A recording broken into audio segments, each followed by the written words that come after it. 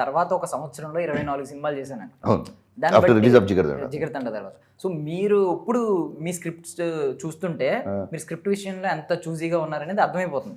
Because అన్ని సినిమాలు కూడా నాకు తెలిసి మీకు వచ్చేవన్నీ కూడా పాన్ ఇండియా సినిమాల్లోనే మిమ్మల్ని తీసుకుంటున్నారు ఖచ్చితంగా. ఎందుకంటే మీరు ఇప్పుడు ఎలా ఉంది సార్, మీ ఆలోచన ఎలా ఉంది సార్? అప్పట్లో 24 సినిమాలు ఒకే ఇయర్లో చేసిన మీరు ఇప్పుడు ఎంత నేను తర్వాత చాలా బాధపడ్డాను ఎందుకు చేసామనేది.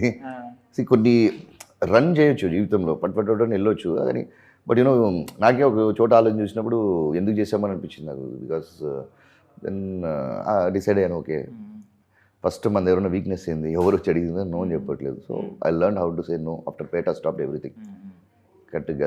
కట్ చేయాలంటే చేద్దాం, లేదంటే నో అని చెప్పేసి బయటికి వెళ్ళిపోవడం బెస్ట్, మొహమాట వద్దని చెప్పి. Then I learn how to say no strongly. So Salaar విషయాన్ని కూడా ఒకసారి టచ్ చేస్తున్నాను, మరి అందరూ టచ్ చేస్తారు, జనరల్గా కామన్ థింగ్ సార్.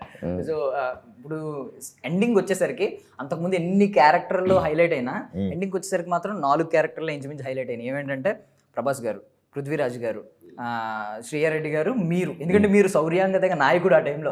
మాకు ఎలివేషన్స్ ఎలా ఉంటాయి అంటే నెక్స్ట్ ప్రభాస్ గారికి మీకు ఒక ఫైట్ ఉంటుందా, ఎందుకంటే మీలో మీకే ఒక ఆ కుర్చీ ఉంటుంది కదా సార్, దానికోసం మీలో మీకు ఫైటింగ్ ఉంటుందా, ఏమవుతుంది అనే బేభత్సమైన ఎక్స్పెక్టేషన్స్, హైప్స్ తో చచ్చిపోతున్నాం మేమైతే.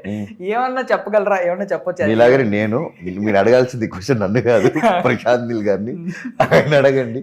సేమ్ హైప్ నా దగ్గర ఉంది, అదే ఎక్సైట్మెంట్ కూడా నా దగ్గర ఉంది. నేను ఎప్పుడు చేసినా ఫోన్ చేసినా సార్ ఎప్పుడు సార్ షూట్ స్టార్ట్ చేస్తాం, ఇదే స్టార్ట్ అవ్వలేదు సార్ షూట్, ఇంకా స్టార్ట్ అవ్వలేదు.